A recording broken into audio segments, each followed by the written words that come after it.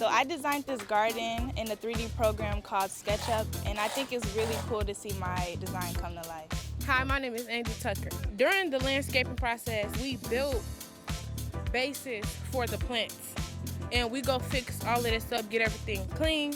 Hi, my name is Tatiana. So today, basically up in YouthBuild, we're basically just like clearing out the pathway to like the garden and stuff, and we also build a lot of like plant beds and stuff for the garden. The process definitely was, I would say, a little hard, but it wasn't. It was somewhat in the middle, but once you get the hang of it, it's actually easy. And the building process was fun because you work with a lot of people and y'all communicate so you get everything done.